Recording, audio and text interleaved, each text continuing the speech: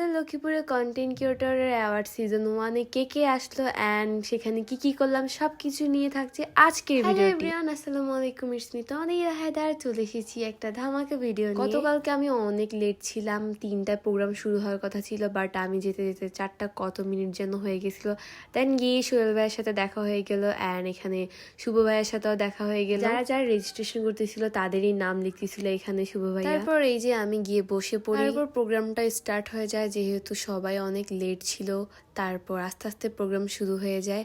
আর আমি তো অনেকদিন যাবত অসুস্থ, তোমরা সবাই জানো। এইখানে আমাকে অনেক বেশি সিক লাগতেছে। আর ইনি হচ্ছে আমাদের রামগঞ্জের ফজলে রাবি ভাইয়া, তোমরা সবাই চিনো। আর এখানে ইমন ভাইয়ের সাথে দেখা হয়ে গেল। এখানে গিয়ে অনেকের সাথেই পরিচিত হয়েছি। তারপর এখানে আমি বসে বসে কয়েকটা আপুর সাথে কথা বলতেছিলাম অ্যান্ড থ্যাঙ্কস টু ইমন ভাইয়া আমাকে ক্লিপগুলো নিয়ে দেওয়ার জন্য। আর এখানে জুল ভাইয়া আমাদের সবার পরিচিত, সবাই চিনো, মামা ভাগিনার মামা। এই প্রোগ্রামে গিয়ে ওনার সাথেও দেখা হয়ে গেল অ্যান্ড ওনাকে কে কি চিনো সেটা কিন্তু অবশ্যই কমেন্টে বলবো, আমি ওনার নাম বলবো না। দেখি তো কয়জনে চিনো ওনাকে। আসলে ওই দিন আমি আমার কোনো ফুল লুকেরই ভিডিও ক্লিপ নিতে পারিনি, কেন নিতে পারিনি আমি নিজেও জানি না। ওইখানে বসে বসে আমি প্রোগ্রামটা এনজয় করতেছিলাম, সবার সাথে বসে বসে গল্প করতেছিলাম, কথা বলতেছিলাম, তাই তেমন করে নিজে আলাদা করে ক্লিপই নেওয়া হয়নি। আর এই যে এখানে সুন্দরী আপুদেরকে কারা চিনো অবশ্যই বলবা। আমাদের সবার চেনা কিছু পরিচিত মানুষ এসেছে, তোমরা সবাই বলবা ওনাদেরকে তোমরা কারা কারা চিনো অ্যান্ড আমার কমেন্টে অবশ্যই তাদেরকে মেনশন দিবা অ্যান্ড তাদেরকে নিয়ে কিছু বলে যাবা। ভাইয়ার নাম আবু তালেব, কিন্তু ওনাকে সবাই কুকুরু সেলিম বলেই চিনো। এছাড়াও অনেকেই আসছিল,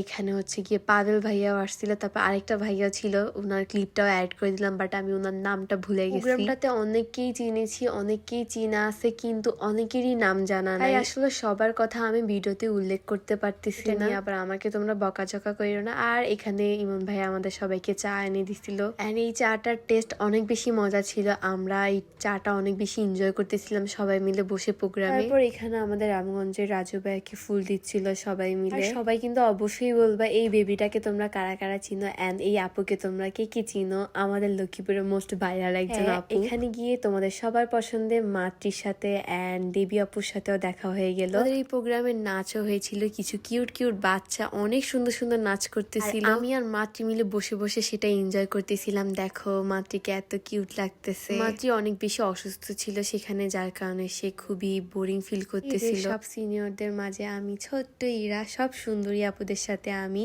এখানে জুই আপু এন্ড দেবী আপু এন্ড অনু আপু ছিল। এই প্রোগ্রামে কয়েকটা চ্যানেল ছিল এন্ড সাংবাদিক ভাইয়ারা অনেক সুন্দর সুন্দর ভিডিও করে লক্ষ্মীপুরটাকে আরো তুলে ধরেছে। তাদেরকে অসংখ্য ধন্যবাদ লক্ষ্মীপুরটাকে এত সুন্দর করে তুলে ধরার জন্য। এই যে তোমাদের সবার পছন্দের অনু আপু, এখানে সবাইকে অ্যাওয়ার্ড দেওয়া হচ্ছিল।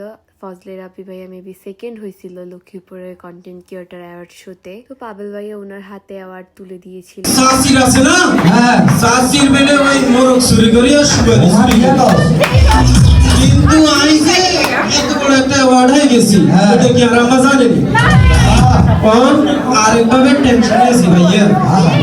ওই টেনশনটা হইছে অ্যাওয়ার্ড দিয়ে নাই কারে দিও আচ্ছা সিরে না ওই আরাম মারে যদি আরেকবার দিতে নজরুল ভাইয়ার এই কথাটা এত ফানি ছিল, আমরা এটা সবাই অনেক এনজয় করেছি। নজরুল ভাইয়া হচ্ছে গিয়ে থার্ড হয়েছিল আমাদের লক্ষ্মীপুরের কন্টেন্ট ক্রিয়েটর অ্যাওয়ার্ড শোতে। মিঠুদা অ্যান্ড জুই আপু ফার্স্ট হয়েছিল। এখানে আমাদের সবাইকে নিয়ে একটা গেম খেলা হয়েছে, গেমটাতে আমরা সবাই অনেক বেশি এনজয় করেছি।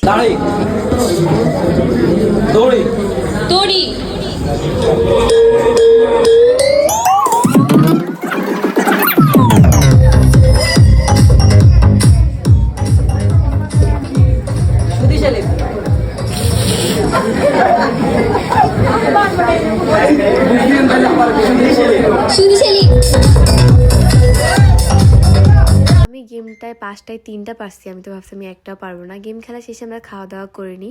তারপর এই যেখানে সোহেল ভাইয়ের সাথে দেখা হয়ে গেম খেলাতে আমি একটা পুরস্কার পেয়েছি গ্যাজেট কর্নার থেকে। আর আমাদের এই প্রোগ্রামে খালেদ ভাইয়া এতটা অসুস্থ থাকার পরেও উনি অ্যাটেন্ড করেছে। ওনার জন্য সবাই দোয়া করবা, উনি এতটা অসুস্থ থাকার পরে আমাদের সবার মাঝে উনি এসেছে। আসলে আমাদের জন্য অনেক কিছু ছিল, উনি এতটা অসুস্থ থাকার পরে আমাদের মাঝে এসেছিল। সবশেষে এখানে ইমন ভাইয়ের সাথে একটু দুষ্টামি করলাম, দুষ্টামি করার শেষে আজকে ভিডিওটা আমি এখানেই শেষ করতেছি। কার কাছে কেমন লাগছে অবশ্যই কমেন্টে জানাবে। থ্যাংকস ফর ওয়াচিং, আল্লাহ হাফেজ।